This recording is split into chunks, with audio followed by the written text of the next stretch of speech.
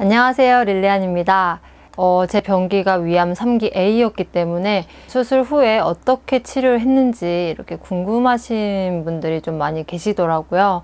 그래서 제가 치료했던 약에 대해서 오늘은 얘기를 해보려고 하는데요. 일단 저는 전문의가 아니고 그냥 환자로서 치료를 잘 마친 그런 환자이기 때문에 제 영상은 그냥 참고만 좀 해주시면 좋을 것 같아요. 자세한 상담이나 궁금한 부분은 이제 전문의에게 물어보시고 본인한테 가장 잘 맞는 치료약을 선택을 하셨으면 좋겠습니다. 저는 수술을 하고 약 3개월 정도 후부터 항암 치료를 시작을 했는데요. 제가 치료했던 약은 TS1이라는 경구 투여하는 항암제로 치료를 했었어요. 물론 제 선택은 아니고 의사 선생님하고 이제 협의하에 진행을 했었고, 이 약 같은 경우는 암세포 증식을 막아주고 암세포를 사멸시켜주는 그런 약이라고 해요. 그렇게 해서 암의 이제 재발, 이것도 예방을 할 수 있는 약인데, 보통 이 약은 진행성 암이나 이제 전이성 또는 재발성 위암 환자들이 많이 복용을 한다고 하더라고요. 그리고 이제 TS1 복용할 수 없는 경우도 있는데, 이 부분 같은 경우는 의사 선생님하고 상담을 좀 하셔야 할 것 같아요. 보통 이 약은 환자의 이제 키 그리고 체중에 따라서 캡슐 종류도 달라지고 하루 복용하는 개수가 또 달라지거든요. 저 같은 경우는 처음 복용 시작을 할 때 25mg으로 이제 2알씩 아침 저녁으로 복용을 했었고, 3주기부터는 20mg짜리로 이제 3알씩 아침 저녁으로 복용하는 걸 변경을 했었어요. 그래서 총 8번 8차로 항암 치료를 끝냈었습니다. 이 약은 원래는 이제 4주 복용을 하고 2주는 이제 휴약하는 휴약기를 가지게 되는데요. 이렇게 하다 보면은 중간에 약 부작용으로 이제 중단을 해야 되는 상황도 생겨요. 부작용이 생기면 억지로 진행을 할 수가 없거든요. 그러다 보니까 이 항암 치료를 제가 한 1년 정도 걸렸던 것 같아요. 다른 항암 치료보다는 조금 더 수월을 했던 것 같기는 한데, 다른 치료는 제가 안 받아봐서 사실 잘 모르겠고, 일단 약으로 먹는 약으로 했을 경우 조금 더 수월할 수밖에 없는 이유가, 어쨌든 난 집에서, 병원이 아니라 집에서 이렇게 할 수 있는 거잖아요.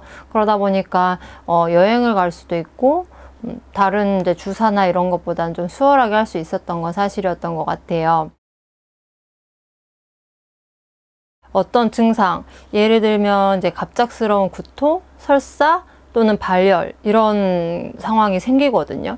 그런 응급 상황이 발생을 하면 사실 바로 처치를 받을 수 있는 게 아니라는 거, 병원에 전화를 해서 따로 진료 예약을 받아야 돼요. 처음에 저 같은 경우도 갑자기 부작용이 생겨가지고 내원을 하려고 보니까 응급실로 가도 처방을 받을 수 있는 게 없대요. 왜냐면 담당 교수님의 이제 진료를 받아야 된다고 안내를 좀 해주시더라고요. 그래서 진료 예약일까지 기다렸다가 진료 받는 날 이제 바로 입원 치료를 시작을 했었던 게 기억이 나요. 그리고 TS1 드시는 동안은 복약 일지를 작성을 해야 돼요. 약을 잊고 건너뛴다든지 약을 먹고 몸의 상태 변화가 있었는지를 기록하는 일지를 쓰는데, 잘 작성을 해놨다가 진료를 볼 때 주치의 선생님한테 알려드리면 치료하시는 데 도움이 충분히 되실 거예요. 첫 번째로 가글이에요. 항암제를 복용 시작을 하면 입안도 헐고 구내염이 좀 잘 생길 거거든요. 가글 자주 하시면 굉장히 좋아요. 병원에서 가글에까지 처방을 해주는 경우도 있지만, 그렇지 않은 경우에는 이제 따로 약국에서 구입하셔가지고 사용을 하시면 분명히 큰 도움이 될 거예요. 두 번째 같은 경우는 유산균이랑 비타민 복용이에요. 다른 건 드실 필요는 없고요. 괜히 먹었다가 간 수치 올라가면 항암 중단해야 하는 상황이 생길 수 있거든요. 유산균은 필수로 드시는 게 좋고, 비타민C 이건 잘 챙겨 드시는 걸 추천을 합니다. 세 번째로 운동이에요. 무리한 운동은 하실 필요는 없고요. 가벼운 걷는 운동 하는 정도? 그 정도는 좋아요. 그래야 위장, 대장 이런 운동이 좀 원활하게 이루어질 수 있고, 위를 어쨌든 수술을 한 상태이기 때문에 위의 기능을 조금 더 활발하게 도울 수 있게 됩니다. TS1 복용 중에 이 정도만 해보셔도 도움이 충분히 되실 건데, 분명한 건 부작용이 있다는 건데요.